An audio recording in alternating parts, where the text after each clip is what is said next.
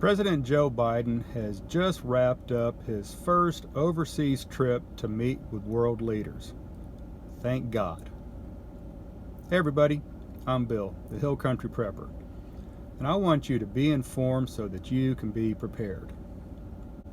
So Joe Biden just wrapped up his first foreign trip, and of course the U.S. media is just absolutely gushing over what a strong leader Joe was and how great that he actually did.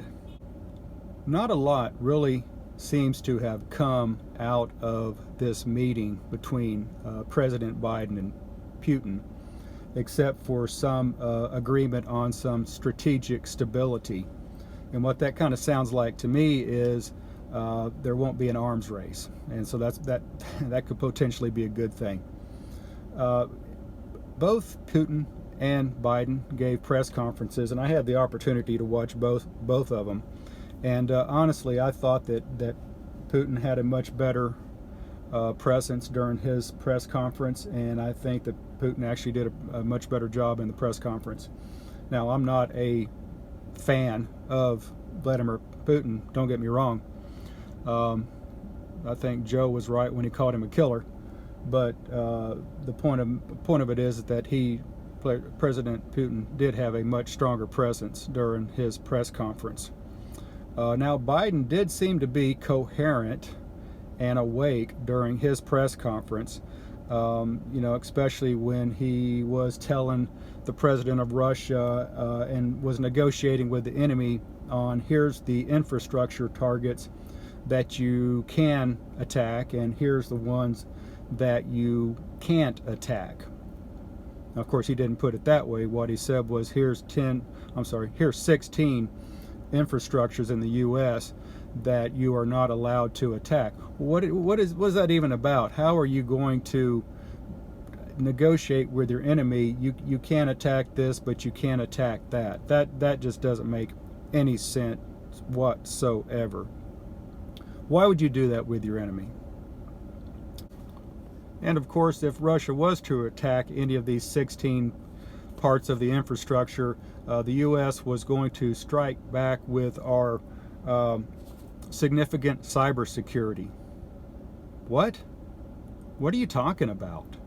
I have no idea what he's talking about when he makes statements like this. Now, on his trip, Joe also pointed out that America is back. America is back. America is back to what? Back to high unemployment? Back to the era of Clinton and Obama?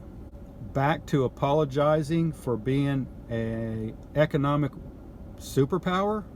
What? That just makes no more sense than anything I've ever heard. Now, after his remarks, he told the press pool that he would take some questions. And what he actually told them, he said, now as usual, they've given me a list of people to call upon. Who's they? Exactly who is this they that he keeps referring to? We're talking about the leader of the free world here, and he's got to be given a list of reporters to call upon? He doesn't have the cojones to take a question from anybody, anywhere, anytime. He has to have a list of people to call on? Who is they? If you have an idea who you think they are, why don't you leave me a comment down below? I'd love to hear it. If you guys are getting value out of this content, why don't you give it a thumbs up and a like? And if you're not a subscriber yet, why not? Subscribe right now. And if you hit that notification bell, you get notified each and every time I upload some new content, so why don't you do that right now? And of course, when it was all said and done, all the questions have been asked and answered from those that he was supposed to call upon.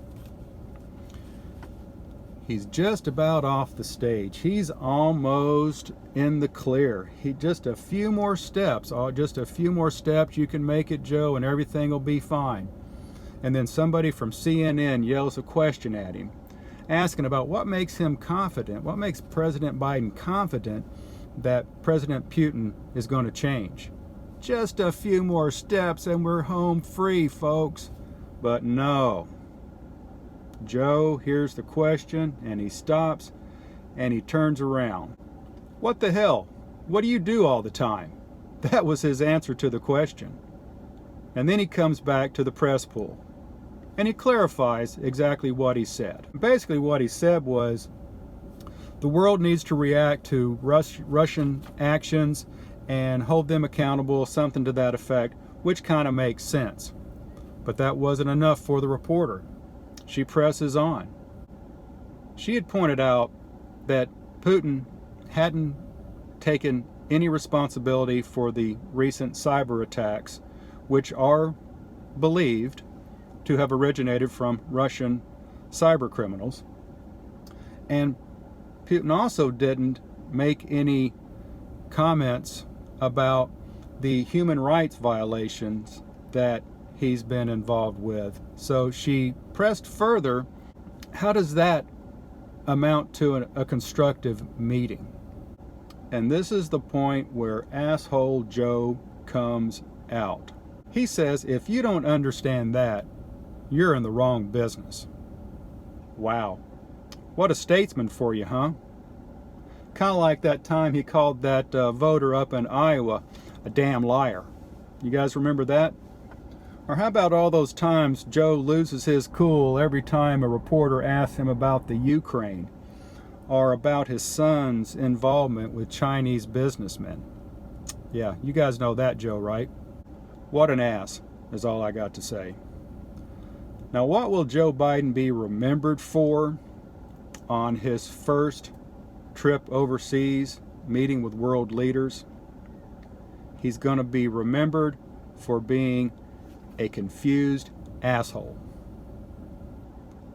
Just my thoughts, folks. Remember, I want you to be informed so that you can be prepared. You guys have a blessed day. Thanks.